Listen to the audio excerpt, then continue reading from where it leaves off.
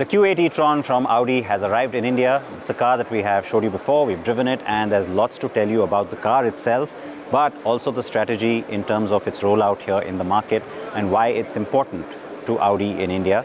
All of that is what I will talk about with Balbir Singh Dhillon, who's the head of Audi India. It's always great to see you, and not the first time we'll be chatting about this car. So let's kind of start off from where we'd left off. I mean, the car itself, in terms of its potential, its capabilities, how it's an improvement over the e-tron, these are things we've understood.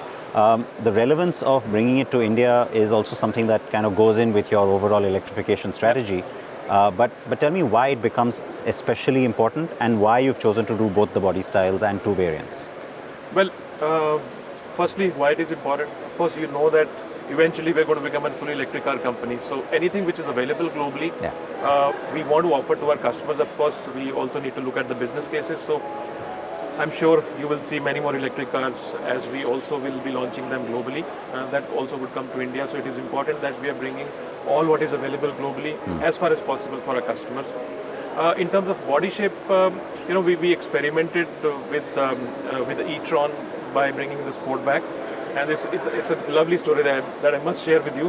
One thing is that being FBU cars, we have a flexibility to introduce these body shapes, and we were not sure how will it go, so we brought in a few cars in the beginning, and then I can tell you 1/3 of the cars that we are selling are Sportback versions. So creates a the statement. love is really great, and that shows that the customer is evolving. More younger customers buying cars, and then they want to experiment with different body shapes. And this has actually led us to start assembling the Q3 Sportback. I was going to say, we spoke about the Q3 Absolutely. in Bangalore. So this experiment that really helped us, and then we brought in Q3 Sportback, and exactly what happened with e-tron is happening with even Q3 as well. 1/3 of the cars that we are selling today, they're the Sportback version. So I think the body shape is so nice, so sexy, that there is a set of customers who really fell in love with this body shape. And that experiment it's not an experiment anymore. Now it is the mainstream.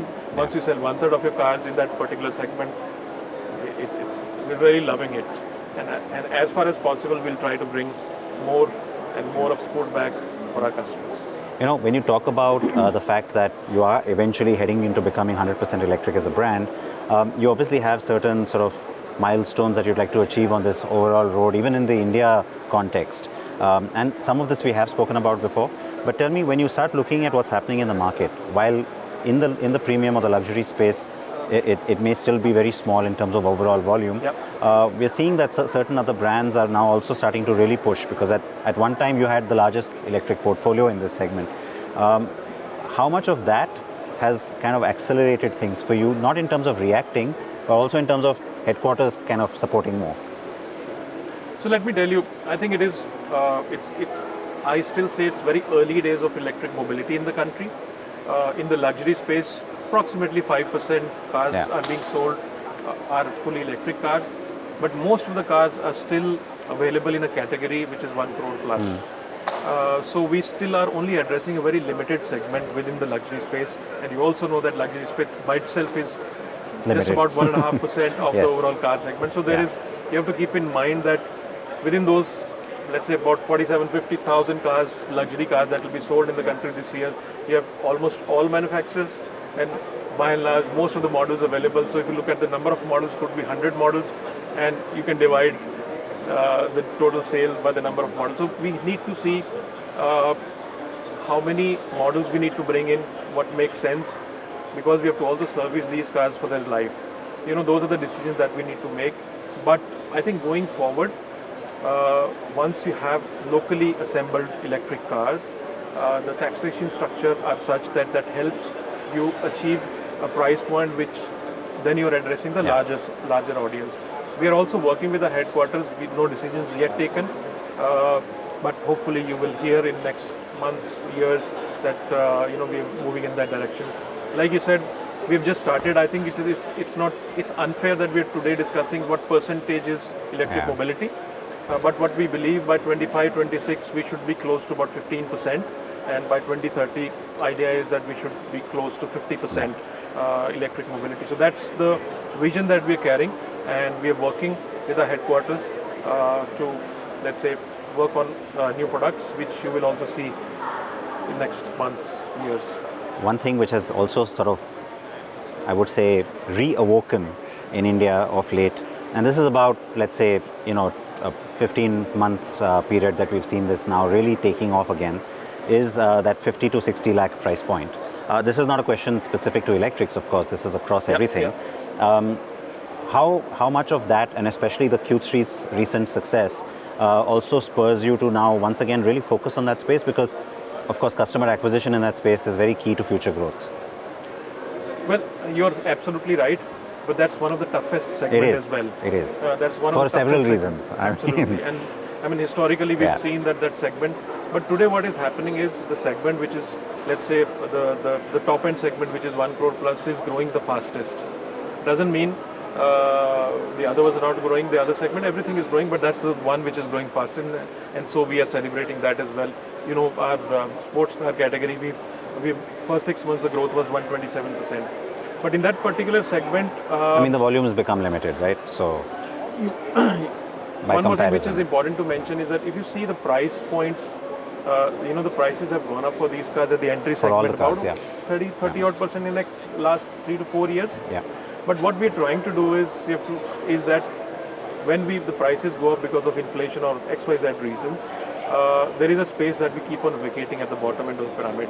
So what we're doing is that we are trying to capture that space through Audi Approved Plus. And just for your information, I'm sure you already might be knowing this, we've increased the number of showrooms from 7 in 2022 to 24 so far this year. By end of this year, we'll have 27. So we're also trying to capture first-time luxury buyers through pre-owned car space, and then eventually we'll see a cycle when these customers will also buy new cars. So we are trying to widen the base, so that eventually we try to bring more and more customers. But yes, it is very interesting, and from the time we've launched the Q3, I think Q3 speaks for itself. I can only give you one example. The most difficult car for us today to get in our pre-owned car business is Q3. We really, any car that comes to our showroom, a pre-owned car that goes just like this. So that's the most difficult. That shows the customers' love for that Q3 brand for us. But tell me, this price point thing that you're talking about, whether it is the Approved Plus or whether it is even first-time new car buyers in that up to 60, let's say, lakh range, what is making the difference? Is it really smart financial solutions, buybacks and things like that? Or is it just that it's an evolution of the market, more people want to step into luxury? I think it's the latter one. More people are wanting to get into luxury because you see the overall, in India, people still want to own cars. They want to own the assets. So you see 60-65% cars are financed, and that continues to be how it is. There is a limited leasing that still happens because, if you see Western countries, most of the cars are sold in lease. Not in India. We continue to own assets. So I think that structure remains to be where it is today. Of course, it keeps on evolving with new actions, new initiatives. But by and large, it is the aspiration, the younger population, which is becoming stronger. The affluent middle class, upper middle class, they are the ones who are jumping into the luxury space, and that's what is helping us spread the market. One last point, Balbir, that I'd like to get from you. Very strong numbers that you started your presentation with today. Of course, these are numbers you'd released earlier. First half was pretty good for you. It shows in many ways that what you had lost, a lot of the ground that Audi as a brand had lost in India, is starting to come back pretty rapidly.